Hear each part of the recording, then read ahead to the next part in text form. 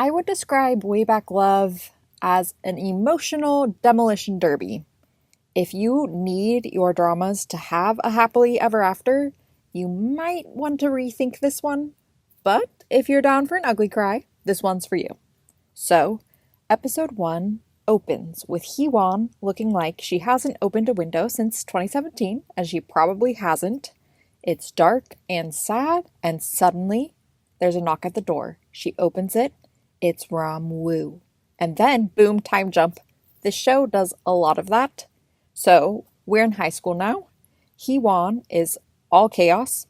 Her Roman Empire is Jung So-min in Love Reset. And then there is Ram-woo, who is Mr. Academic Honors with a 10-step skincare routine. It's April Fool's Day at their school, and I have never seen a school take a prank day this seriously. One class is walking backwards, another is wearing wigs, some class out there is probably recreating the school from study group. But Hee-won's class, they went full secret garden and decided to swap identities. Or maybe just names. Cut to the full-on matching diagram. Names at the top, names at the bottom, the lines of fate going crisscross applesauce, and who ends up matched but none other than Hee-won and Ram-woo. Ram-woo is more than skeptical, but after a healthy dose of old-fashioned peer pressure, Ram-woo agrees to swap name tags just for the day.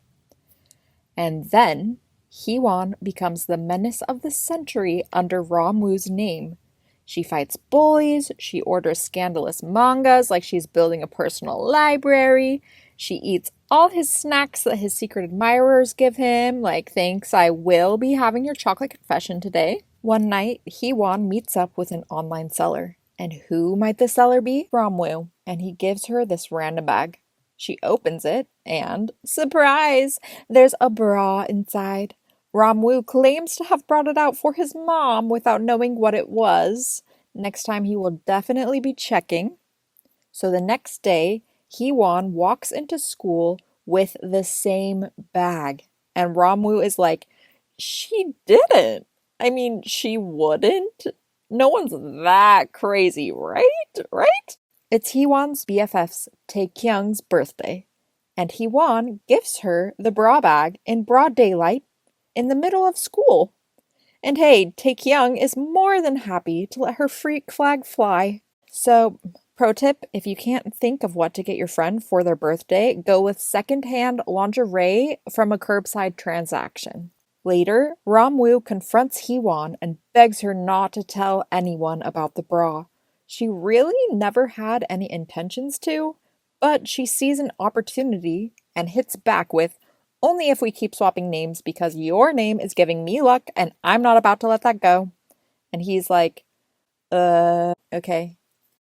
Eventually, everyone starts mixing them up, like even the teachers are down, until they themselves start mixing it up. Fast forward again to the present. Ram-woo breaks into her dark little apartment, draws the curtains, and Hee-won is just staring at him from a distance. But why? I'll let Hee-won tell you.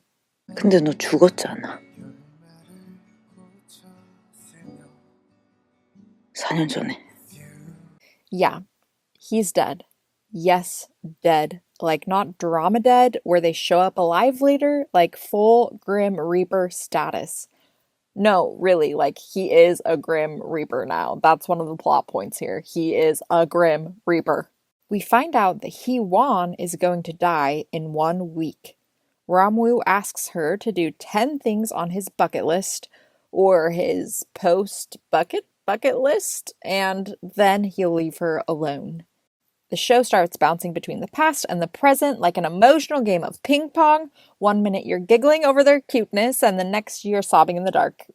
Okay, cue the obligatory high school trip with their besties, Tae-kyung and Hong-suk, aka the official second male lead of the universe. During this trip, they go to a stargazing event. Hee-won wins a drawing for an entrance ticket to the observatory and gives the ticket to Ram-woo, who enters under the name Jung Hee-won. But then, disaster strikes. There's an accident at the observatory. Ram-woo doesn't make it. and Hee-won spends 4 years blaming herself. And as if that wasn't heartbreaking enough, the show introduces one more layer of emotional weight. Grim Reapers who break the rules simply vanish. But he still chooses to stay because to him, helping Hee-won live is worth everything. Literally everything. We later see Ram-woo find out about Hee-won's impending death, and not just that she will die, but that she will die by suicide. Ram-woo has returned not just to say goodbye, but to try and help her find a reason to keep going. One place they go together is Hee-won's college campus, where we meet her classmate Young Hyun, who will be important later, so keep tabs on her. With Ram-woo's help, Hee-won starts healing. She reconnects with her art, with people who love her, and with herself. And then he leaves again. And she breaks down, writes a farewell letter, goes to the rooftop, and is ready to give up. But then Young Hyun bursts through the door. She has been frantically looking for Hee-won because it turns out she can see Grim Reapers, and she has seen Ram-woo hanging around Hee-won and figured out that something was going to happen to her. So in that moment, Hee-won pauses, and Ram-woo reappears. He walks her off the ledge, and they say goodbye again. And finally, Hee-won chooses to live. For herself, for Ram-woo, for their shared name, and their shared love. It's devastating, but it's beautiful. This show handles grief and mental health with a quiet intensity. It doesn't sensationalize Hee-won's pain, but it also doesn't shy away from it. It shows how people can carry so much hurt for so long that it becomes hard to see a way out. But even in those moments, it reminds us that healing, while slow and messy, is still possible.